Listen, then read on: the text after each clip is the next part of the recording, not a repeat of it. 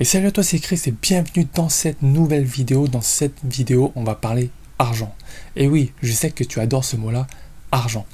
On va parler même d'un sujet un peu particulier qui est que l'argent est moteur de performance, sauf en trading. Je vais développer ça tout au long de cette vidéo, donc reste bien jusqu'à la fin, tu vas tout comprendre et tu vas voir où est-ce que je veux en venir. Avant de commencer, donc, tu sais que je prends pas mal de temps pour préparer mes vidéos, donc moi tout ce que je te demande en retour, c'est de liker la vidéo en cliquant sur le pouce qui est juste en bas de la vidéo. Et surtout, si tu veux toujours en savoir davantage sur le trading, l'investissement en bourse et vraiment développer tes connaissances, tout simplement, je t'invite à cliquer sur le bouton s'abonner qui est juste en bas de la vidéo. C'est garanti, tu en sauras toujours davantage dans ces domaines. Donc il faut savoir que de base, l'argent est le principal facteur de motivation de tous les êtres humains. D'accord ?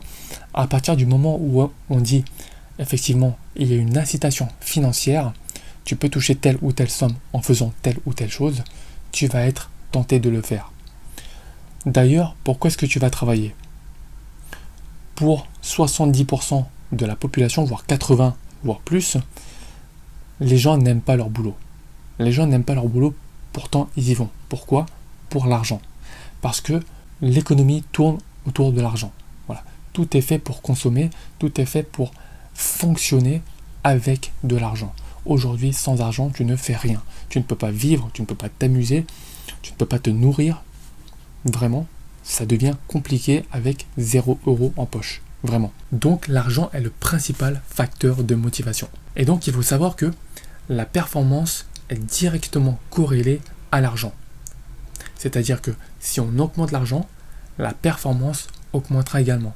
Alors attention, pas dans tous les domaines. Ça, c'est surtout valable pour des domaines qui nécessitent, par exemple, de la production à la chaîne, par exemple. Des domaines assez mécaniques, des tâches mécaniques qui ne nécessitent pas vraiment de capacité analytique. Prenons un exemple tout simple. On va prendre un salarié qui fabrique des chaussures, d'accord ? On va lui dire, écoute, pour chaque paire de chaussures que tu vas fabriquer, tu vas gagner 10 €. Donc là, il va se mettre à produire un certain nombre de paires de chaussures. Et donc, un mois plus tard, on lui dit, écoute, pour chaque paire de chaussures que tu vas produire, on va te donner 100 €. L'incitation ne sera pas du tout la même. Donc, crois-moi, le salarié qui à la base, pour chaque paire de chaussures, gagnait 10 €, aujourd'hui, pour le même travail, va en gagner 100, crois-moi, il va être incité à en produire beaucoup plus et il sera beaucoup plus efficace. Il va en produire plus, c'est certain, parce que l'incitation financière est là. C'est un métier qui ne nécessite pas forcément de capacité analytique, de réflexion, mais seulement de la production avec des tâches mécaniques, d'accord ? Donc ça, c'est totalement valable. La performance est corrélée à l'argent. L'argent monte, la performance également. En revanche, on va prendre le cas des traders qui doivent vraiment être forts mentalement, où ça demande pas mal de capacité analytique, d'être vif mentalement pour analyser le risque rapidement et prendre des décisions. Ça va être totalement différent, d'accord ? Effectivement, les plus grands traders au monde vont dans les banques où il y a les plus grandes rémunérations. Effectivement, ils sont rémunérés de manière totalement incroyable, surtout pour les meilleurs. Mais vraiment, les rémunérer davantage n'est pas forcément signe de meilleure efficacité. Ça n'augmente pas forcément leur performance. Ça peut même faire l'effet inverse, c'est-à-dire augmenter le risque, puisqu'ils vont être tentés, d'accord, de prendre plus de risques pour gagner plus d'argent. Prenons un exemple tout simple, le cas de Jérôme Kerviel, tout simplement.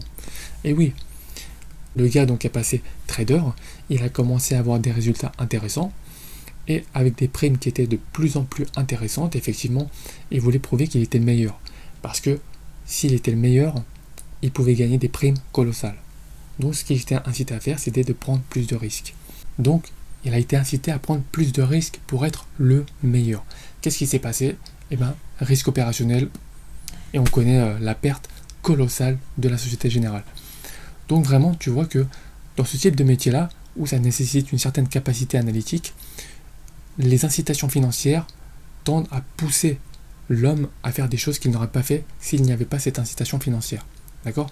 Il va être poussé à se surpasser, donc c'est très très bien de se surpasser, mais également à prendre plus de risques. Et le fait de prendre plus de risques, finalement, peut causer plus de dégâts que s'il n'y avait pas eu cette incitation financière. Donc il faut faire très attention par rapport à ça. Et où est-ce que je veux en venir avec cette vidéo? Tout simplement par rapport à ton cas précisément. Tout simplement par rapport au cas des traders particuliers et éventuellement du tien. Toi qui regardes cette vidéo. Quand on trade sur les marchés, les émotions entrent en jeu, d'accord? Et évidemment, plus tu gagnes, plus tu vas vouloir investir davantage et trader davantage pour gagner plus. Ce qui est totalement normal et logique. Mais je vais te dire une chose. De tous les élèves que j'ai coachés, et ça fait quand même maintenant pas mal d'élèves, ceux qui s'en sont le mieux sortis et ceux qui ont eu les performances les plus intéressantes sont vraiment ceux qui ont réussi à se détacher de l'argent. Garde bien ça à l'esprit. L'argent ne doit pas être considéré comme étant vraiment des euros, de l'argent vraiment pur, d'accord? Mais ça doit plutôt être considéré comme des points. Admettons, tu as un capital de trading de 1000 euros que tu vas trader. Ces 1000 euros, tu dois considérer ça comme étant des points, d'accord? Attention, je n'ai pas dit que ça devait être considéré comme un jeu. Ce n'est pas un jeu. C'est quelque chose de sérieux, c'est un réel business. Mais la somme que tu as sur ce compte-là, ça doit être considéré comme des points. Quand ça baisse, tu perds tant de points. Quand ça gagne, tu gagnes tant de points. Mais ça ne doit pas être considéré comme de l'argent. L'argent, ça fait naître des émotions qui te font agir de manière biaisée. Automatiquement. Tu as beau dire, ah mais je me maîtrise, pas du tout. Quand l'argent entre en jeu, ton esprit est biaisé, c'est inéluctable. D'accord? Donc considère ça comme des points. Et la seule manière de pouvoir considérer ton capital de trading comme des points et non comme des euros, c'est d'avoir ton fonds d'urgence. C'est clair et net. Si tu as 1000 euros investis en bourse dans une position et qu'à la fin du mois, tu dois payer tes charges, payer tes factures pour l'équivalent de cette somme-là, tu vas être tenté de liquider tes positions pour payer tes factures. Tout simplement. Et là, tu peux très bien liquider tes positions au pire moment.